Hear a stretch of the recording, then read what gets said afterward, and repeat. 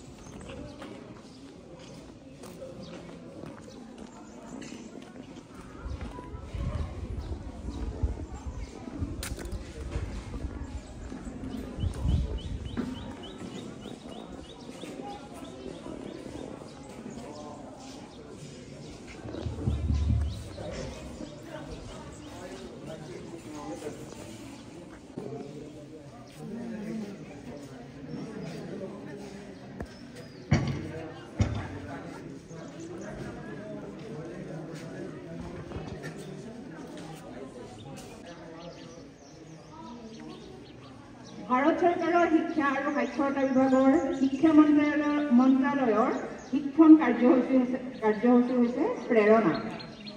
এই অনন্য পদক্ষেপৰ লক্ষ্য হৈছে নৱম শ্ৰেণীৰ পৰা দ্বাদশ শ্ৰেণীলৈকে যিসকল ছাত্ৰ ছাত্ৰীয়ে অধ্যয়ন কৰি আছে তেওঁলোকক নেতৃত্বৰ গুণেৰে সবলীকৰণ কৰা আৰু তেওঁলোকৰ এক অৰ্থপূৰ্ণ অনন্য আৰু প্ৰেৰণাদায়ক অভিজ্ঞতা প্ৰদান কৰাই হৈছে এই কাৰ্যসূচীৰ লক্ষ্য।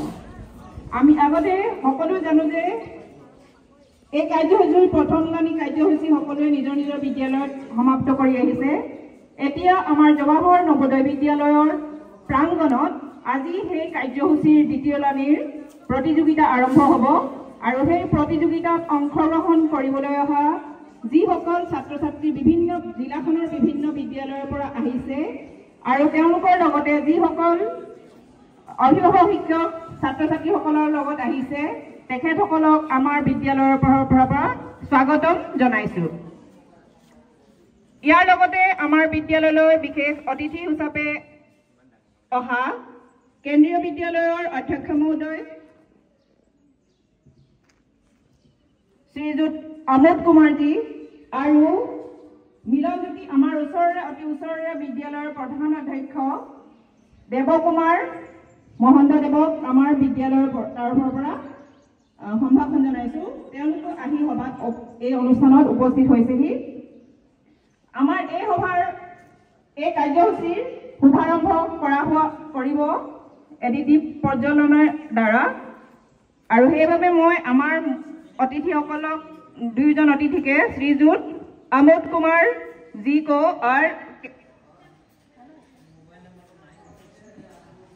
तो আমোদ कुमार जी को ये दीप प्रज्वलन के लिए आमंत्रित करती हूँ और उनके साथ देने के लिए मिलनज्योति हाई स्कूल और प्रधान शिक्षक श्रीजुत देवकुमार बराक मैं अनुरोध जनालो और लगते विद्यालयर अध्यक्ष महोदय श्रीजुत অপূৰ্ব কুমাৰ ৰায়কো সহযোগ কৰিবৰ কাৰণে মই অনুৰোধ জনালো।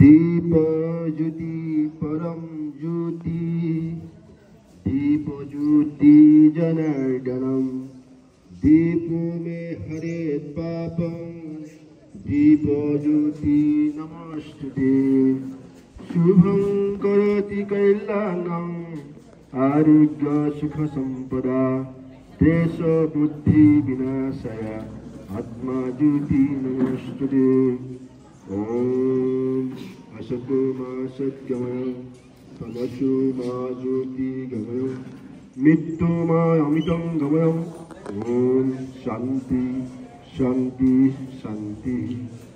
আমি বন্তি প্ৰজ্বলন কাম সমাপ্ত কৰিছোঁ আৰু এই মন্ত্ৰৰে আজি এই কাৰ্যসূচী সফল হওক উজ্জ্বল হওক তাৰ কামনা কৰিছোঁ ধন্যবাদ ধন্যবাদ মহন্ত স্যাৰ ধন্যবাদ আমোদ কুমাৰজি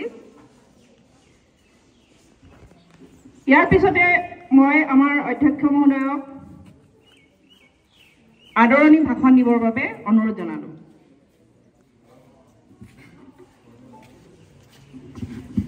সুপ্ৰভাত আটাইলে মোৰ ছাত্ৰ ছাত্ৰীসকল ষ্টেট গভৰ্ণমেণ্টৰ বিভিন্ন স্কুলৰ পৰা অহা লগতে আমাৰ ইয়াৰ লগতে অতিথি মহাশয়সকল স্পেচিয়েলি কেবি প্ৰিন্সিপাল আৰু আমাৰ মিলনজ্যোতি হাইস্কুলৰ প্ৰিন্সিপাল আৰু লগতে বিভিন্ন স্কুলৰ পৰা অহা এজ এ এস্কৰ্ট হিচাপে আমাৰ শিক্ষক শিক্ষয়িত্ৰীসকল তো এই বিদ্যালয়ত এইবাৰ যি প্ৰেৰণা 2024 ministry of education government of ইণ্ডিয়াৰ আণ্ডাৰত যিটো হ'ব গৈ আছে আমাৰ স্কুলটো হৈছে নডেল চেণ্টাৰ গতিকে লখিমপুৰ জিলাৰ যত স্কুল আছে স্পেচিয়েলি ক্লাছ 9ৰ পৰা 12লৈকে তাৰ ভিতৰত প্ৰতিটো স্কুলৰ পৰাই ইয়াত দুজনকৈ আহিছে কিছুমানে হয়তো অহা নাই তাৰ পৰা ইয়াত টোটেল ফাৰ্ষ্ট ৰাউণ্ডত চিলেকশ্যন হ'ব 30টাৰ ভিতৰত এটা ল'ৰা এটা ছোৱালী স্পেচিয়েলি চিলেক্ট কৰা হ'ব তাৰ লগতে এটা ল'ৰা আৰু এটা ছোৱালী এজ এ ৱেইটিং হিচাপে থাকিব যদি কিবা কাৰণত প্ৰথম চিলেকশ্যন হোৱা ষ্টুডেণ্ট যদি যাব নোৱাৰে তাৰপিছত তেওঁলোকে চান্স পাব ইয়াত হোৱাৰ পিছত তেওঁলোকে গুজৰাটত যোৱাৰ সুবিধা পাব 7 দিনীয়া প্ৰগ্ৰাম সেই আটাইখিনি খৰচ আমাৰ চেণ্ট্ৰেল গভৰ্ণমেণ্টে ল'ব আমাৰ এই স্কুলখন জৱাহৰ নৱোদয় বিদ্যালয় লখিমপুৰ ডিষ্ট্ৰিক্টত এখনেই আছে ইয়াত সাধাৰণতে ক্লাছ 6ত সোমাব পাৰি ক্লাছ 9ত আৰু ক্লাছ 11ত জেনেৰেলি যদি 6ত সোমাবলৈ হয় 5ত থাকোঁতে ফৰ্ম ফিল আপ কৰিব লাগে যদি 9ত সোমাবলৈ হয় তেতিয়াহ'লে 8ত থাকোঁতে ফৰ্ম ফিল আপ কৰিব লাগে আৰু যদি 11ত সোমাবলৈ হয় 10ত পঢ়ি থকা অৱস্থাতে ফৰ্ম ফিল আপ হয় 6ৰখিনি ব্লক ৱাইজ হয় এক্সাম আৰু 9 আৰু 11ৰ কাৰণে আমাৰ বিদ্যালয়তে হয় গতিকে আটাইখিনি যিখিনি মেম্বাৰসকল আহিছে জৱাহৰ নৱোদয় বিদ্যালয়ত হয়তো আগতে লিখা পঢ়া শুনিছে বা এনেকুৱা আছে আজি ফেচ টু ফেচ দেখা পাইছে আমাৰ স্কুলখন কমপ্লিটলি 100% ফ্ৰী অফ কষ্টত হয় চেণ্ট্ৰেল গভৰ্ণমেণ্টে বহন কৰে কমপ্লিটলি ৰেচিডেঞ্চিয়েল স্কুল গতিকে আমি এই ইয়াৰ হোষ্ট হিচাপে 2024 প্ৰেৰণা উৎসৱ পালন কৰিবৰ কাৰণে পাই অতিশয় আনন্দিত গতিকে শেষলৈ আৰু চবলৈ আদৰণি জনাইছোঁ thank U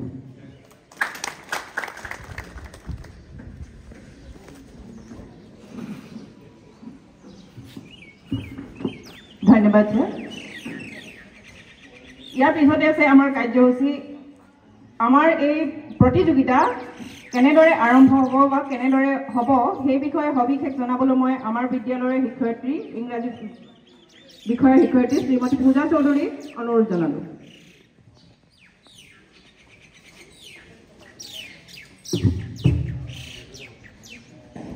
Esteemed guests of honor, distinguished attendees and all my dear participants, warm greetings to all of you. So, I would request all your kind attention towards the forthcoming announcement. Students, you all are assigned particular rooms according to your activity, okay? So, I am reading out.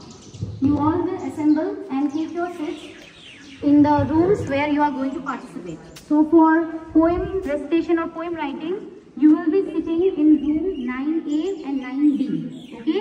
For poem. I repeat once again, for poem writing, you will be sitting in room 9A and 9B, okay? Essay writing students will be sitting in room 10A and 10B, okay? Essay writing students, okay? And it's on the left hand side. Yours, it will be right hand side, okay? We have our volunteers to assist you. So there is nothing to worry about, okay? We are here to guide you all. And then we have for art and caricature, you will be sitting in room 12 science, okay? That's this one. All are there in the left hand side only. So, and for story writing, you will be sitting in room 12 commerce, okay? ESCO teachers are also requested to make themselves comfortable and take their seats in 11 science and 11 commerce room. Okay, and if there is any problem, we are here to assist. And the program will.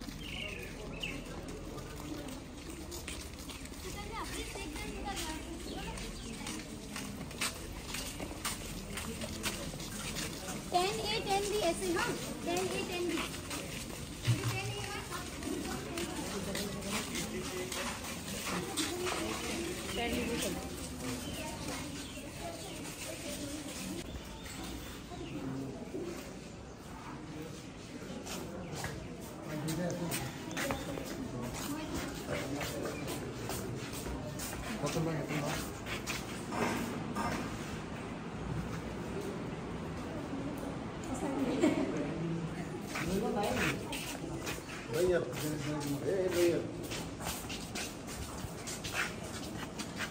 Hey.